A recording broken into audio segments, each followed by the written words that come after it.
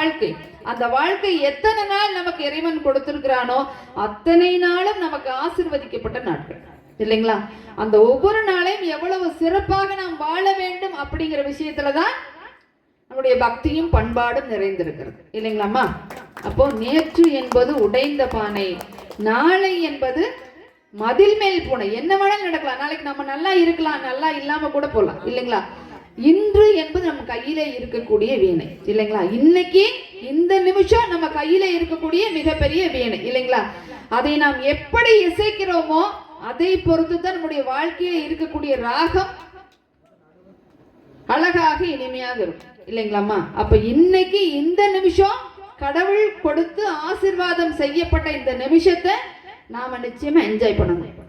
அதுல எத்தனையோ பிரச்சனைகள் வரும் இவங்க சொன்ன மாதிரி இல்லைங்களாம்மா? எத்தனையோ சின்ன சின்ன பிரச்சனைகள் இருக்கும். இவங்க சொன்ன மாதிரி பிரச்சனைகள் இருக்கு, இவங்க சொன்ன மாதிரி பிரச்சனைகள் இருக்கும். ஆனா நாம என்ன பார்க்கணும்னா பிரச்சனைகளை பார்க்க கூடாது. அந்த பிரச்சனைகளுக்கு உள்ளே இருக்கக்கூடிய சந்தர்ப்பங்களையும் நல்ல சிந்தனைகளை மட்டும்தான் நம்ம பார்க்கணும். நல்ல விஷயங்களை மட்டும்தான் நம்ம பார்க்கணும். அப்ப எப்படி பார்க்கணும் அப்படிங்கிற ஒரு விஷயத்தை தெரிஞ்சிருச்சுனாலே நமக்கு சந்தோஷம். இப்போ 4 எறும்புகள் போயிட்டு ஒரு யானை பார்க்கறக்க போச்சான். ஒரு யானை என்ன பண்ணுச்சான்? அதோட கால் கட்ட போய் நின்னுச்சான். யானை எப்படி இருக்குன்னு கேட்டா அதை காலை பற்றி பெரிய தூண் மாதிரி காட்டுச்சான். இன்னும் ஒரு எறும்பு போய் அதோட முகத்துக்கிட்ட நின்னுச்சான். அப்ப யானை எப்படி இருக்குன்னு கேட்டா அது முகம் எப்படி இருக்கும்? அப்படி மேல பெருசா இருக்கும், கீழே நீளமா வரும் இல்லையா? அப்படி இருக்கு, பெரிய ரவுண்டுன்னு வச்சுங்களேன் முகத்தை பார்த்து அப்படின்னு சொல்லிச்சான். இன்னும் ஒரு எறும்பு அதோட தும்பிக்கை கிட்ட இருந்துச்சான்.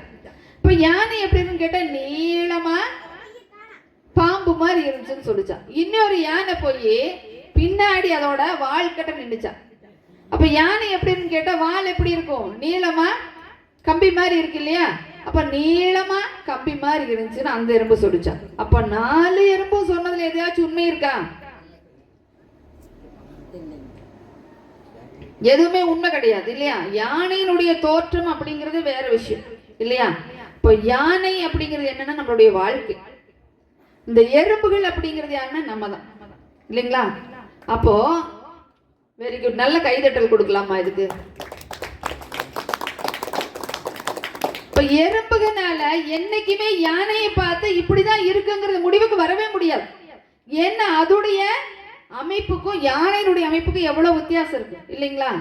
அதே மாதிரி நம்மெல்லாம் எறும்பு மாதிரி நம்மளுடைய வாழ்க்கை எப்படி இருக்கும், இதுல எத்தனை விஷயம் நல்ல விஷயம் இருக்கு, எத்தனை கெட்ட விஷயம் இருக்கு, இது எப்படி இருக்கு, அது எப்படி இருக்கு அப்படிங்கிற விஷயத்தை என்னைக்குமே நம்மளால முழுசா புரிஞ்சுக்க முடியாது இல்லைங்களா? அப்ப நாம என்ன பண்ணணும்னு கேட்டா வாழ்க்கையில இருக்கக்கூடிய நல்ல விஷயங்களை மட்டும் நம்ம கருத்தில் கொண்டு அதை நல்ல விதமாக நாம் எடுத்துக்கொண்டு நல்ல சிந்தனையை வளர்த்து கொண்டு நல்ல விதமாக வாழ்வதற்கு நம்மை நாம் பழக்கிக் கொள்ள வேண்டும் இல்லையம்மா? அப்போ எப்படி ஒரு விஷயத்தை பார்க்கறது அப்படின்னு மட்டும் நமக்கு தெரிஞ்சா போதும் இல்லையா?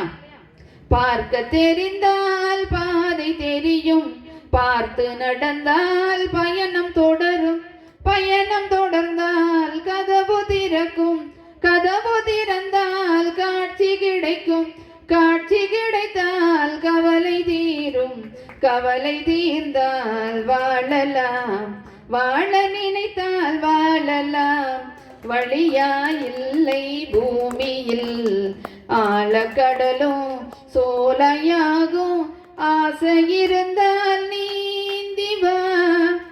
அப்போ வாழணும், நல்லபடியாக வாழணுங்கிற எண்ணம் மட்டும் நம்ம மனசுல இருந்தா போதும், நிச்சயமாக வாழ்வதற்குண்டான வழி இறைவன் நமக்கு காட்டுவான் இல்லைங்களா? மாற்றம் என்பது மாறாதது. நாளுக்கு நாள் வாழ்க்கை மாறிட்டே தான் இருக்கும். இப்ப வாழ்க்கை மாறுதேன்னு நினைச்ச வாழ்க்கையை நம்ம வாழாம இருக்க முடியுமா? வாழ்ந்துதானே ஆகணும் இல்லைங்களாம்மா? அதனால நம்ம என்ன பண்ணணும்னா நாளை என்பது மதில் மேல் பூனையாக இருந்தாலும் கூட இன்னைக்கு இருக்கக்கூடிய வாழ்க்கையை சிறப்பாக வாழ்வதே பக்தியும் பண்பாடும் நிறைந்த வாழ்க்கையாக இருக்க முடியும். ஆக பக்தியும் பண்பாடும் நிறைந்த வாழ்க்கை வாட்ஸ்அப் காலமே, வாட்ஸ்அப் காலமே என்று சொல்லி நல்ல வாய்ப்புக்கு நன்றி கூறி அமைகிறேன். நன்றி.